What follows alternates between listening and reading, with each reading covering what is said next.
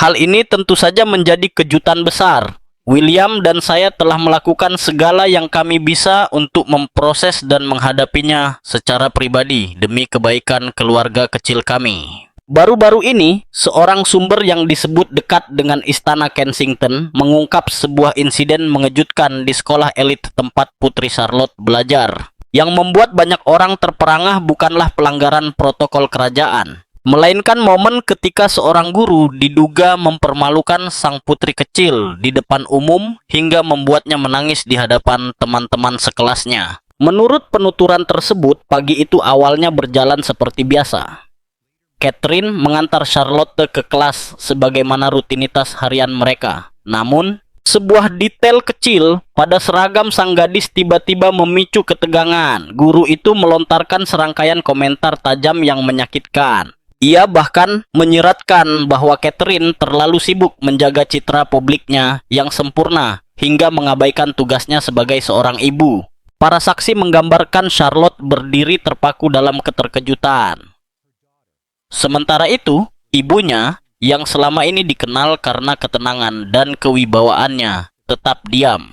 Catherine hanya menatap putrinya dengan ekspresi yang membuat orang-orang di sekitarnya nyaris meneteskan air mata. Namun, itu bukan bagian yang paling mengejutkan. Setelah sebuah panggilan telepon rahasia dari pihak istana kepada pimpinan sekolah, kebenaran lain tentang guru tersebut mulai terungkap. Tanggapan Catherine setelah kejadian itu disebut-sebut membuat seluruh sekolah terguncang. Rahasia tersembunyi apa yang berada di balik ledakan emosi tak biasa dari sang guru? Dan mengapa sepucuk surat tulisan tangan dari Charlotte kemudian membuat seorang dewasa menangis selama berjam-jam? Pagi di London saat itu membawa hawa dingin khas pergantian musim. Kabut tipis menyelimuti pepohonan tua yang berjajar di sepanjang jalan menuju sekolah swasta bergengsi tersebut. Bagi Princess of Wales, Catherine, seorang perempuan yang kini memasuki usia matang dengan keanggunan yang telah menjadi simbol keluarga kerajaan modern, momen-momen awal hari seperti ini adalah ruang damai yang langka. Di saat itulah ia dapat sepenuhnya menjalani perannya sebagai seorang ibu. Catherine memahami bahwa setiap langkahnya, setiap pakaian yang dikenakannya selalu berada di bawah sorotan publik. Karena itulah, ia selalu berusaha memberikan masa kecil yang paling normal bagi anak-anaknya, melindungi mereka dari kilau, tekanan, dan drama kehidupan istana. Di sampingnya berjalan Putri Charlotte, putrinya yang kini berada pada usia ketika ia mulai semakin peka terhadap dunia di sekelilingnya. Charlotte memiliki kecantikan yang memadukan keteguhan garis keturunan Windsor dengan kelembutan dan keanggunan ibunya. Namun, ketika ia tidak mengenakan gaun resmi yang berkilau, Charlotte tetaplah seorang siswi kecil yang suka berlari, melompat, terkadang ceroboh, dan bebas seperti anak-anak lainnya. Pagi itu, ia dengan antusias bercerita kepada ibunya tentang gambar yang belum selesai dari kelas seninya. Tangan kecilnya menggenggam erat tangan sang ibu, sementara langkahnya melompat ringan di sepanjang trotoar. Mobil kerajaan berhenti agak jauh dari gerbang sekolah agar tidak menarik perhatian. Saat ibu dan anak itu mendekati pintu kelas, wali kelas Charlotte sudah menunggu di sana. Guru itu adalah seorang perempuan berusia 40-an. Yang telah mengajar di sekolah tersebut selama bertahun-tahun dan menerima banyak pujian atas keahliannya. Namun, dalam beberapa minggu setelah liburan Paskah, orang-orang mulai melihat tanda-tanda kelelahan dan sikap yang jauh lebih keras dari biasanya di wajahnya. Meski begitu, tidak ada yang mengetahui alasan sebenarnya di balik perubahan tersebut. Saat Charlotte mencapai ambang pintu dan bersiap menundukkan kepala untuk memberi salam dengan sopan, tatapan sang guru tiba-tiba mengeras. Alih-alih menyambutnya dengan sapaan hangat seperti biasanya, guru itu justru menatap tajam sweater seragam Charlotte. Salah satu bagian bawah sweater itu tampak sedikit miring karena terburu-buru turun dari mobil. Pita di kerahnya agak longgar dan salah satu kaus kaki panjangnya sedikit melorot.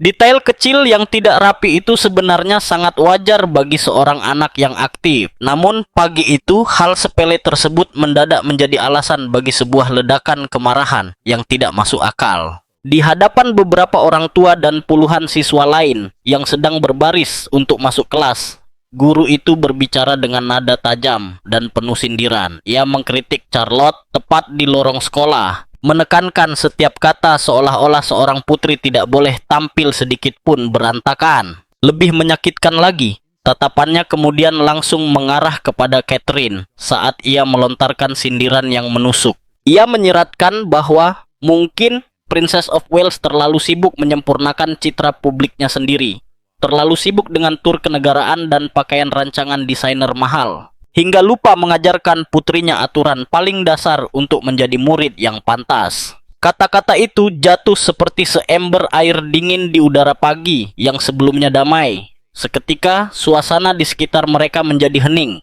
Bisik-bisik anak-anak menghilang, digantikan oleh keterkejutan yang membeku. Charlotte berdiri terpaku, pipinya yang bulat memerah karena malu.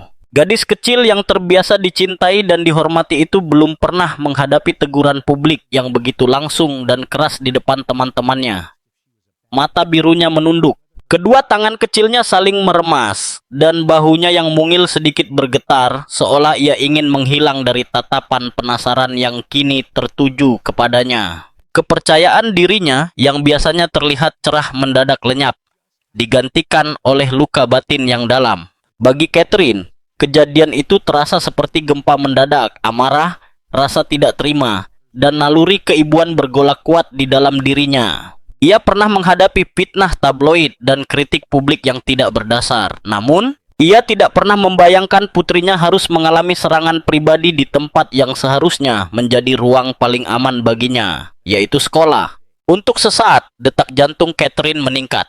Namun, pendidikan kerajaannya dan cintanya kepada sang anak membantunya menjaga kendali dengan sempurna. Tidak ada jejak kemarahan yang tampak di wajahnya.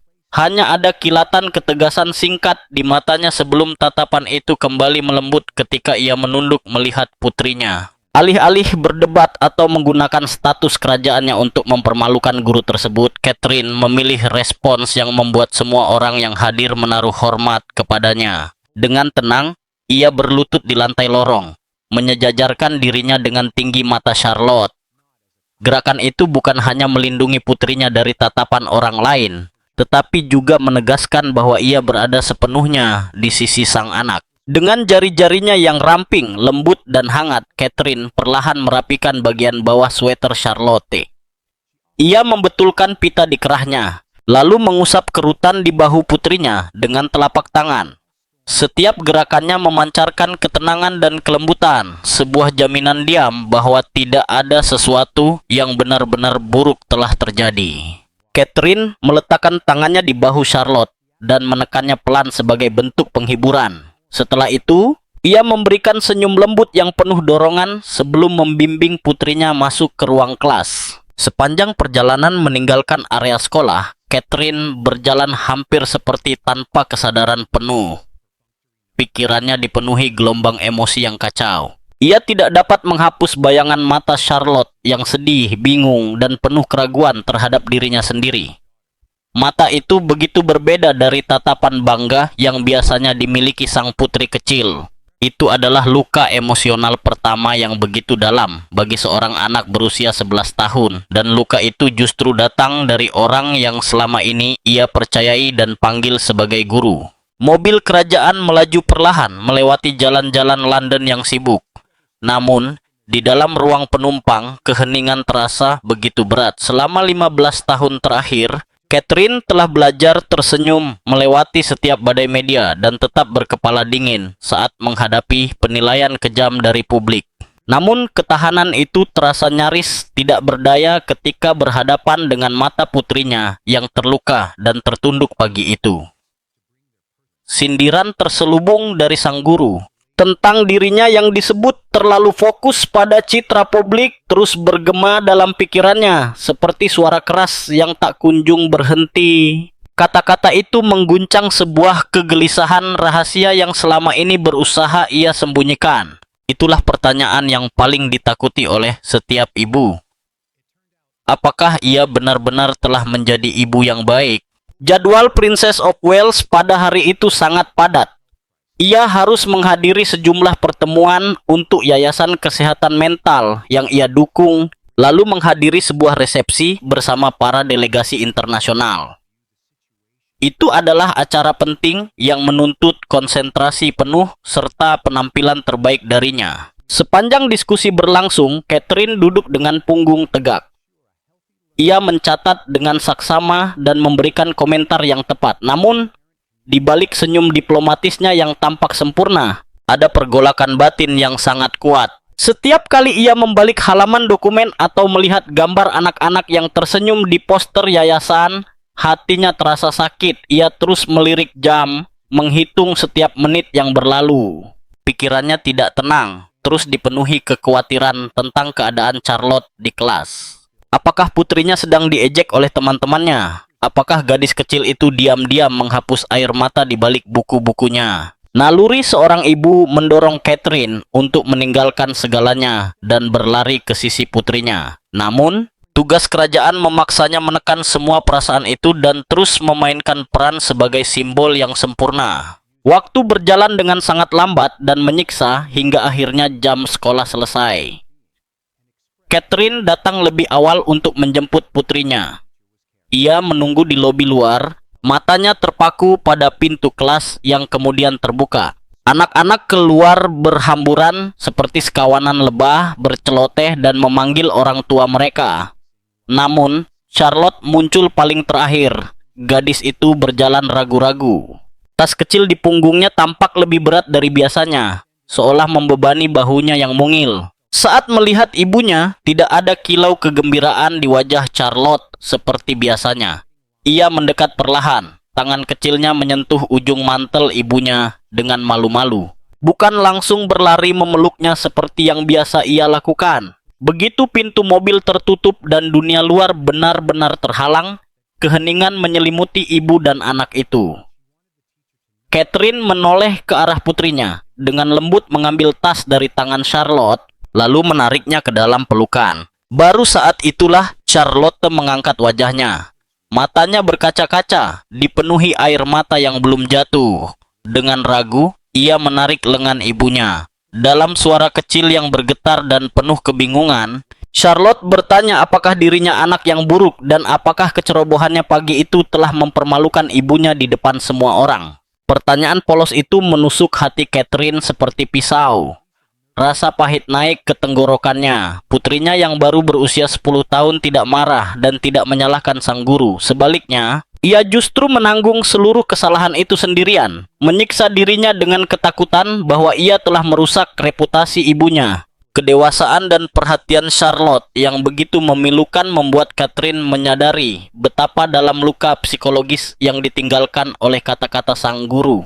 Tidak ingin rasa sakitnya sendiri melemahkan dirinya, Catherine memegang wajah bulat putrinya dengan kedua tangan dan menatap langsung ke mata Charlotte yang penuh kecemasan. Dengan kata-kata lembut namun tegas, ia meyakinkan Charlotte bahwa ia sama sekali tidak melakukan kesalahan. Sweater yang sedikit miring atau pita yang longgar hanyalah detail kecil dari pagi yang sibuk.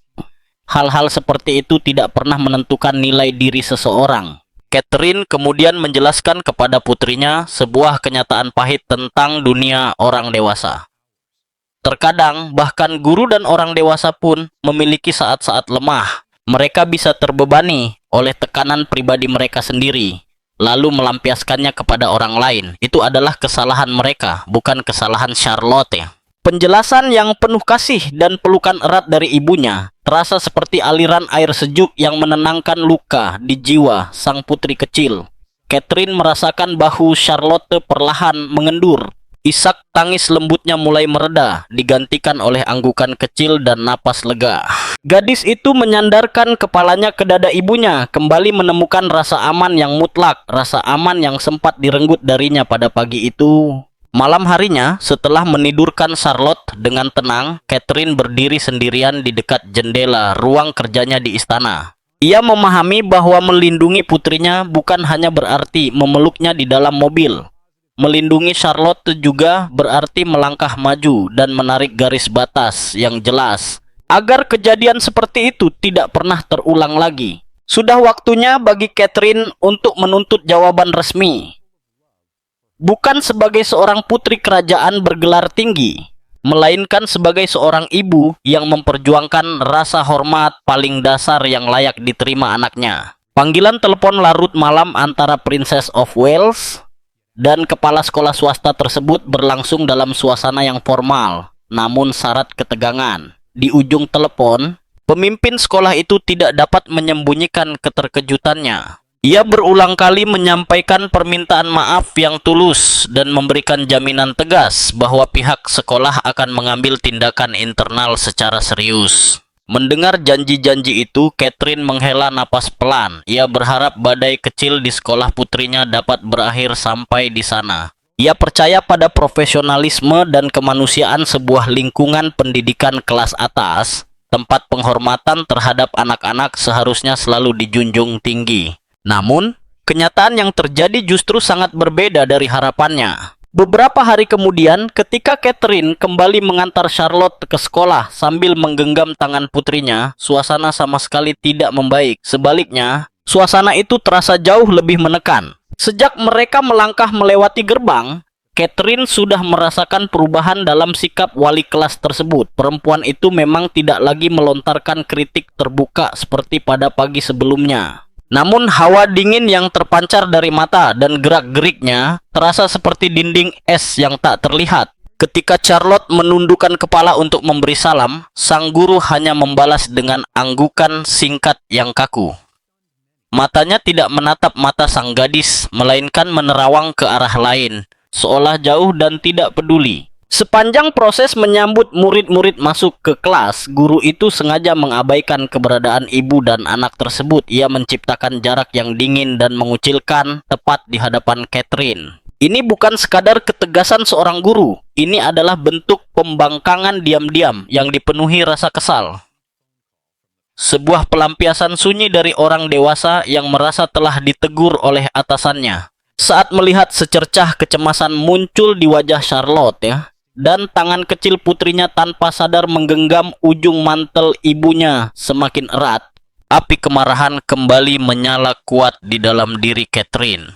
Kali ini, ia memahami bahwa diam atau bertahan bukan lagi bentuk keanggunan. Diam hanya akan berubah menjadi persetujuan terhadap perilaku yang dapat melukai jiwa seorang anak. Naluri seorang ibu untuk melindungi putrinya tidak mengizinkannya mundur lagi. Setelah murid-murid lain duduk di tempat masing-masing dan hanya tersisa mereka bertiga di lorong, Catherine tidak berbalik pergi. Ia melangkah satu langkah ke depan dan berdiri tepat di hadapan sang guru. Sikap Princess of Wales saat itu tidak lagi menampilkan kelembutan seperti biasanya. Ada wibawa besar dan keteguhan yang begitu kuat dalam dirinya. Tatapannya tertuju lurus ke mata sang guru yang berusaha menghindar. Dengan suara yang sangat rendah, namun setiap katanya terdengar jelas, Catherine menyampaikan posisinya secara tegas. Ia menekankan bahwa sekolah adalah tempat untuk merawat dan menumbuhkan jiwa anak-anak, bukan tempat bagi orang dewasa untuk membawa tekanan pribadi, kekecewaan, atau ketidakpuasan dari kehidupan luar, lalu melampiaskannya kepada anak-anak yang tidak bersalah. Sikap dingin atau pengucilan yang disengaja terhadap anak berusia 10 tahun adalah bentuk kekerasan emosional yang tidak dapat diterima. Kata-kata Catherine tidak mengandung ancaman kerajaan sedikit pun, namun ketajaman ucapannya, logika yang kokoh dan keteguhan yang tidak tergoyahkan di matanya membuat sang guru terdiam sepenuhnya. Wajah perempuan itu berubah dari pucat pasi menjadi merah menyala karena malu dan takut. Menyadari bahwa persoalan ini telah melampaui sekadar teguran biasa, kepala sekolah segera mengundang Catherine masuk ke ruang pribadinya untuk berdiskusi. Di sana, kebenaran lain di balik sikap keras sang guru perlahan mulai terungkap. Dengan nada penuh tekanan batin dan penyesalan, kepala sekolah menjelaskan bahwa pihak sekolah telah melakukan penyelidikan menyeluruh terhadap keadaan guru tersebut.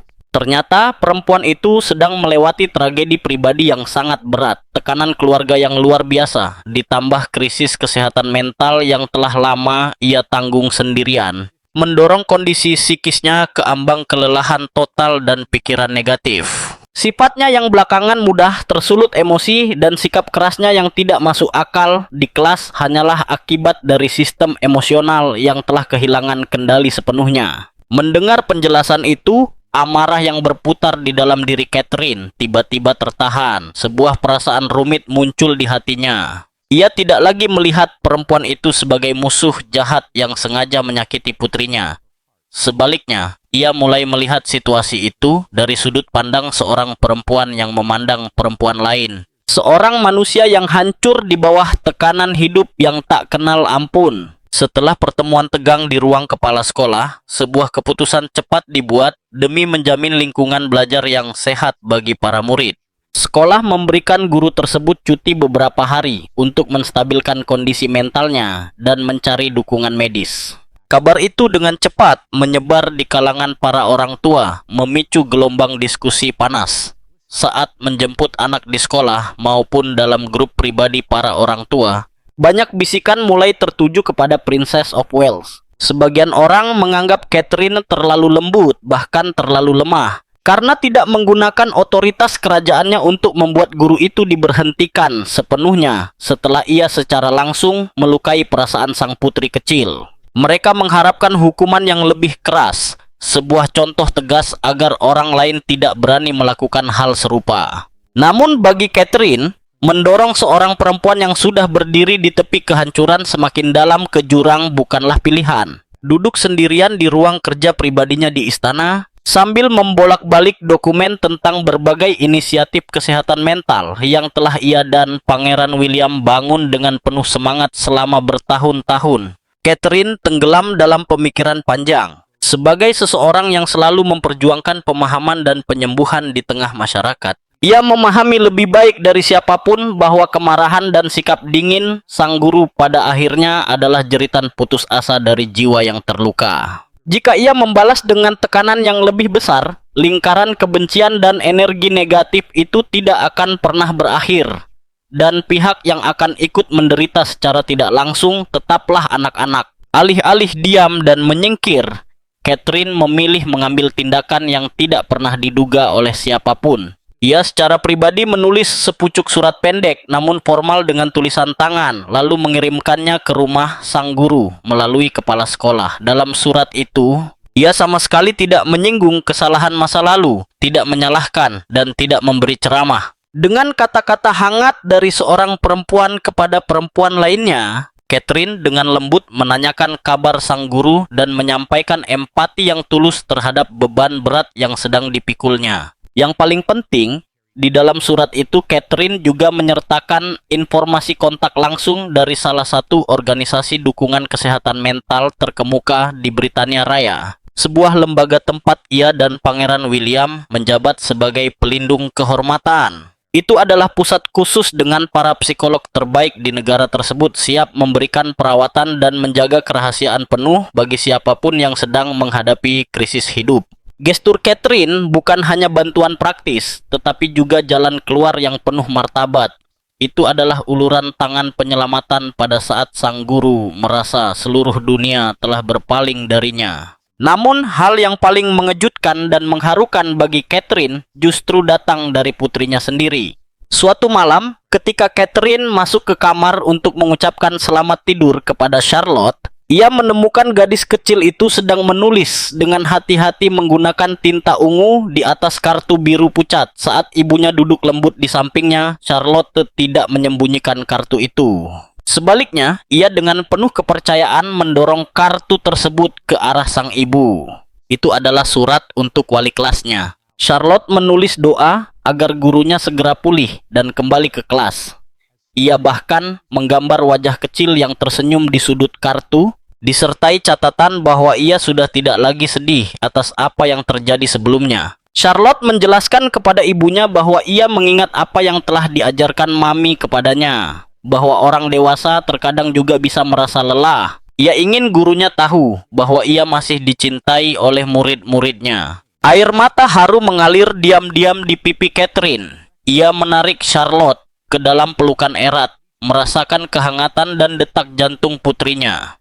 Pada saat itu, Catherine menyadari bahwa semua usahanya dalam mendidik, semua pengendalian diri dan tindakan penuh pertimbangan yang ia lakukan selama beberapa hari terakhir telah menghasilkan buah yang indah. Putrinya telah belajar cara mencintai, cara menggunakan kebaikan untuk menyembuhkan luka orang lain. Itulah kualitas kerajaan sejati, jauh lebih berharga daripada mahkota berkilauan manapun. Cuti 2 minggu itu berlalu dengan cepat. Sekolah swasta bergengsi tersebut menyambut kembalinya sang wali kelas pada sebuah pagi yang cerah dipenuhi sinar matahari. Setelah 14 hari menjauh dari ruang kelas untuk menerima perawatan psikologis intensif dari organisasi kesehatan mental, penampilan perempuan itu berubah dengan jelas. Kelelahan, wajah kusut, dan tatapan muram yang mudah tersulut emosi seperti hari-hari sebelumnya telah menghilang. Wajahnya kembali memancarkan kehangatan dan ketenangan alami.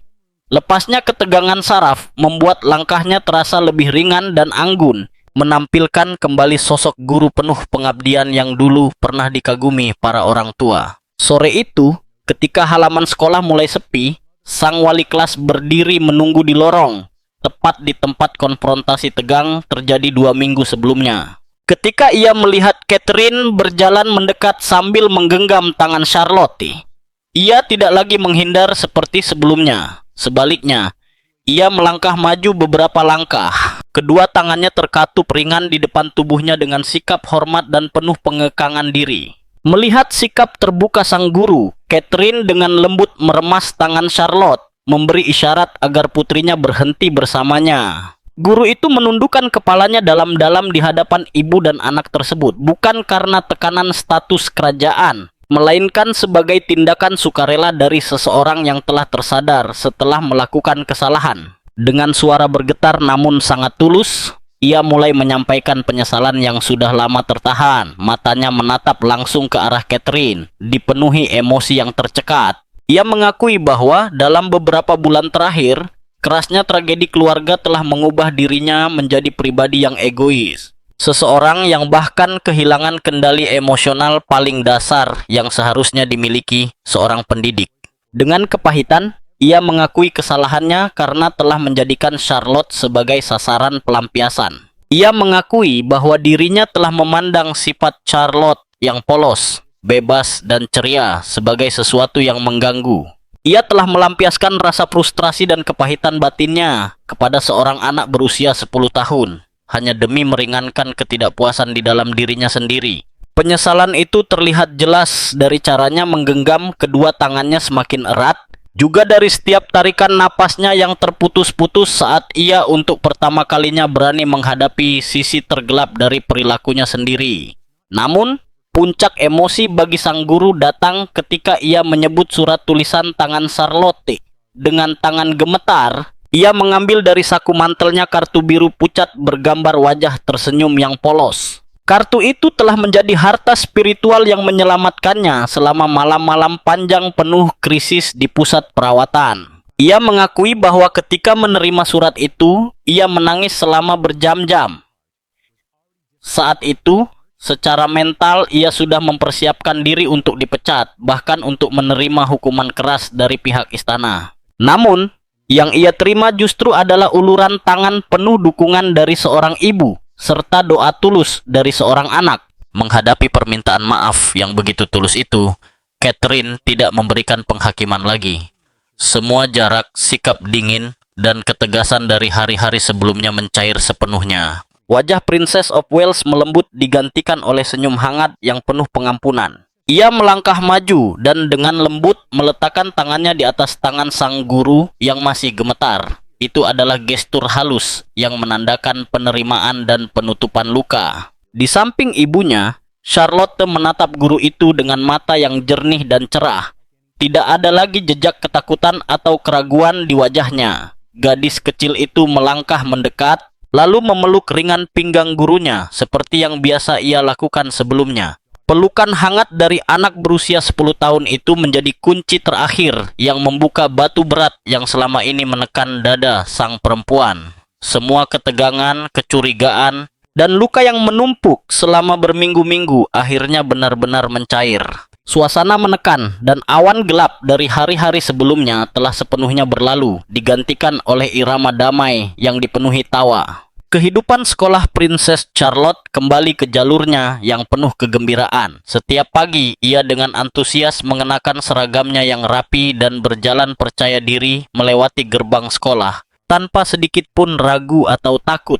Perubahan paling positif justru terlihat pada sang wali kelas. Setelah menerima dukungan kesehatan mental tepat waktu dan merasakan belas kasih dari keluarga kerajaan, perempuan itu seolah terlahir kembali, baik dalam pekerjaan maupun kehidupannya. Sikap keras dan dingin yang dulu pernah tampak kini telah menghilang sepenuhnya. Sebagai gantinya, muncul kesabaran, kelembutan, dan tatapan yang dipenuhi kasih sayang kepada para muridnya. Perubahan ini bukan hanya membuat ruang kelas terasa lebih hangat, tetapi juga menjadi bukti hidup tentang kekuatan penyembuhan melalui kasih sayang, bukan hukuman. Melihat Charlotte berceloteh dan berlari riang bersama teman-temannya, dengan pipi bulat yang merona di bawah matahari musim panas, sebuah rasa lega yang sulit digambarkan mengalir ke hati Catherine. Naluri seorang ibu selalu mendorongnya untuk melindungi anak-anaknya dari setiap badai kehidupan, menjaga mereka tetap aman dari rumitnya dunia orang dewasa. Namun, setelah kejadian ini, Catherine menyadari sebuah kebenaran yang lebih dalam. Hal paling sulit dan paling agung yang dapat dilakukan seorang ibu bukanlah menciptakan cangkang sempurna untuk menyembunyikan anaknya di dalamnya, melainkan mengajarinya bagaimana berdiri teguh di hadapan luka dengan hati yang tetap baik dan penuh pengampunan. Pertumbuhan Charlotte bukan hanya terlihat dari keberhasilannya mengatasi rasa takutnya sendiri, tetapi juga dari caranya mulai mengamati dan memahami dunia di sekelilingnya dengan empati. Catherine diam-diam memperhatikan perubahan-perubahan kecil namun sangat berharga dalam diri putrinya. Ada saat ketika Charlotte dengan sukarela memberikan mainannya kepada seorang teman yang menangis. Ada kesabaran saat ia mendengarkan teman sekelas yang pemalu. Ada pula tatapan hangat dan pertanyaan polos yang ia berikan kepada staf istana maupun para penjaga di gerbang. Putri kecil berusia 10 tahun itu telah belajar melihat dunia melalui lensa pengertian, dan pelajaran itu ia dapatkan dari cara ibunya memperlakukan sang guru. Charlotte tumbuh hari demi hari, mencerminkan sosok ibunya yang anggun, kuat, dan penuh belas kasih. Malam itu, saat Catherine memandangi putrinya yang sedang tidur, rasa bangga yang kuat dan mendalam bercampur dengan emosi besar memenuhi dadanya. Di dunia kerajaan yang dipenuhi aturan ketat, tekanan media, dan sorotan publik yang tidak pernah berhenti, menjaga kemurnian hati seorang anak saja sudah sangat sulit. Namun, menumbuhkan hati itu agar menjadi penuh kasih sekaligus kuat jauh lebih sulit lagi. Catherine memahami bahwa gelar bangsawan dan gaun-gaun berkilauan pada akhirnya akan memudar seiring waktu. Namun, kebaikan yang ditanamkan di hati putrinya hari ini akan menjadi mahkota tak terlihat. Mahkota paling bercahaya dan paling abadi yang akan menyertai Charlotte sepanjang hidupnya. Dengan lembut, Princess of Wales mengecup dahi putrinya. Ia tersenyum tipis, sementara hatinya dipenuhi rasa syukur dan kedamaian sepenuhnya atas masa depan putri kecilnya. Setelah mendengar kisah ini, apakah Anda percaya bahwa kedewasaan dan pengampunan Princess Charlotte yang terlihat melalui surat tulisan tangannya adalah pelajaran terbesar dari semuanya? Bukankah itu membuktikan bahwa mahkota paling cemerlang yang dapat dikenakan seorang anak bukanlah emas atau permata, melainkan cinta dan kebaikan yang ditanamkan dengan benar oleh keluarganya?